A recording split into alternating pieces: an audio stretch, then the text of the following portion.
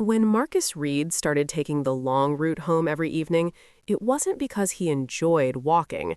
It was because going home too early meant sitting alone with his thoughts. His apartment was always quiet. Not peaceful quiet, not comforting quiet. The kind of quiet that reminded him no one was waiting. No one asking how his day went. No one telling him he forgot his keys again. 3 years ago, Marcus had been engaged. 3 years ago, he had believed in forever, and 3 years ago, he walked away before she could. He told himself it was strength. He told himself he was protecting his heart. But some nights, when the ceiling felt too close and the air too thin, he wondered if he had just been a coward. So he walked, every evening after work through Maplewood Park, past the old fountain that barely worked, past the rusted swing set, past families he refused to look at too closely. He wasn't looking for love. He wasn't looking for redemption. He was just avoiding silence. Until the afternoon he heard a crash, a small sound, metal against concrete. He turned. A little girl had fallen off her scooter near the cracked basketball court. Pink helmet, tiny knees scraped, a blue backpack too big for her shoulders. And she wasn't crying. She was trying not to. Marcus hesitated. Children weren't his territory. He didn't know how to talk to them, didn't know the right tone, didn't know what not to say. But when she tried to stand and winced, something in his chest tightened. "You okay?" he asked carefully. She nodded too fast. "I'm fine." Her lip trembled. He crouched down anyway. "That doesn't look fine." She looked at him suspiciously. "My scooter's broken," she muttered. The handlebar had twisted sideways. Marcus adjusted it gently, tightening the loose bolt with the small multi-tool he carried for work. "There," he said, "stronger than before." She stared at him like he had just performed magic. "Thank you," she whispered. "That was very kind of you." The voice came from behind him. He turned. Her mother stood a few steps away, holding a paper bag of groceries, exhaustion written into the lines of her face. Not the kind of tired that sleep fixes, the kind life carves into you. She gave him a cautious but grateful smile. "I'm Ava," she said, "and this is Lily." Lily beamed. "I didn't cry." "I noticed. That's impressive." Ava laughed softly. It was the first genuine sound Marcus had heard all day. And for reasons he didn't understand, he stayed. Just a few extra minutes. They talked about small things, the weather, the broken fountain, how Lily insisted on riding her scooter everywhere. Marcus found himself smiling. It felt foreign, like wearing clothes he hadn't touched in years. When they left, Lily waved dramatically. "Bye, scooter doctor." Marcus walked home lighter than usual. He told himself it meant nothing, but the next day he took the same route again, and the day after that. And then it became routine. Some days Lily would be drawing with chalk on the sidewalk. Some days Ava would sit beside her, answering emails on a cracked phone screen. Marcus never planned to stop. He just did. And slowly, conversations grew longer. Ava was a widow. Her husband had died suddenly. Aneurysm. No warning, one ordinary Tuesday that split her life in two. Lily was 4 when it happened. She was 6 now. "I don't let her see me cry," Ava admitted one evening as Lily chased pigeons. She already lost enough. Marcus understood that kind of silence, the kind you carry so others don't have to. He didn't share much about himself at first, but one night, as the sky turned bruised purple, he said quietly, "I left someone once, before she could leave me." Ava looked at him, really looked at him. "And did that protect you?" "No," he admitted. She nodded, like she already knew. Weeks passed. Marcus started bringing small things, not expensive, just thoughtful. A coloring book when Lily mentioned she ran out of paper, A used storybook he found at a thrift shop, a kite.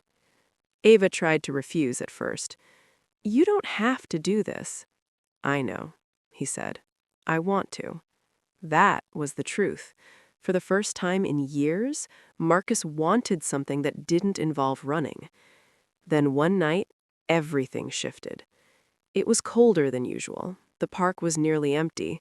Lily sat unusually quiet on the bench. Ava's eyes were red. Marcus felt it immediately, that heaviness in the air. "What happened?" he asked gently. Ava hesitated, then exhaled. "We have to move." The words hung between them. "The rent went up. I can't cover it. I've been picking up extra shifts, but—" Her voice cracked. "I'm trying, Marcus. I really am." Lily stared at the ground. "I don't want to leave," she whispered. "Daddy liked this park." Marcus felt something tear open inside him. This wasn't just inconvenience. This was loss repeating itself. He went home that night unable to sleep. Fear returned, loud and familiar. "You're getting attached. You'll lose them too. This isn't your responsibility." He almost listened. The next few days, he showed up less, answered texts shorter, created distance before it could destroy him. Ava didn't beg. She had dignity carved into her bones. But Lily noticed. "Is he mad at us?" she asked her mother one afternoon. Marcus overheard it when he finally walked into the park again. The question hit him harder than any heartbreak ever had. Mad at us? Not at me. At us. He realized something then. Leaving doesn't prevent pain. It just transfers it. That night, he sat alone in his apartment, staring at the empty chair across the table. He saw it clearly for what it was, a monument to fear. He grabbed his coat, walked back to the park, though it was nearly dark. Ava was there, packing up Lily's chalk drawings. "I thought you were done," she said quietly when she saw him. "I was," he replied, "done being afraid." Silence stretched between them. "I don't know how to do this perfectly," he continued. "I don't know how to promise forever, but I know I don't want to disappear." Ava's eyes filled, but she didn't look away. "I can't survive another disappearing act," she said honestly. "You won't," he answered, not loudly, not dramatically, just certain. Lily ran into his arms like she had been waiting, and in that moment, Marcus understood something that terrified him and healed him at the same time. He wasn't stepping into their lives to rescue them. He was stepping in because he finally wanted to stay. The move happened 2 weeks later. Not far, just a smaller apartment across town. Marcus carried boxes, built shelves, fixed a leaking sink. It wasn't grand romance, it was presence. Months passed. Lily started calling him Mark instead of Mr. Marcus. Then one day, without thinking, she said, "Can you come to my school thing? Other dads are coming." The word hung there. Dads. Marcus felt fear flicker, then fade. "Yeah," he said. "I'll be there."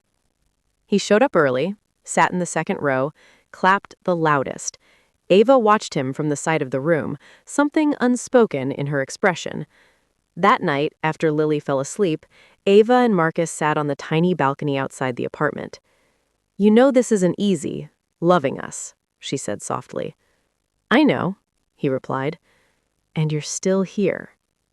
"I am." She studied him. "Why?" Marcus thought about the empty apartment, the silence, the running. "Because leaving is lonelier than staying." Ava reached for his hand. Not desperate, not dramatic, just steady. Seasons changed again. Spring replaced winter. The park looked different now, less like a place he passed through, more like a place he belonged. One afternoon, Lily rode her scooter in uneven circles while Marcus pretended not to notice she was looking for approval.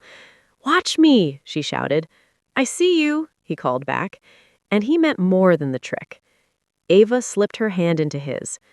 "You fixed more than a scooter that day," she said quietly. He smiled. "No," he replied. "She fixed something in me." Later, when Lily insisted they take a photo near the broken fountain, Marcus didn't resist. 3 figures. Close, natural. Not perfect, but together. That night, he framed the photo and placed it on his once-empty dining table. The chair across from him wasn't empty anymore, and for the first time in years, the quiet in his apartment didn't feel like absence. It felt like peace.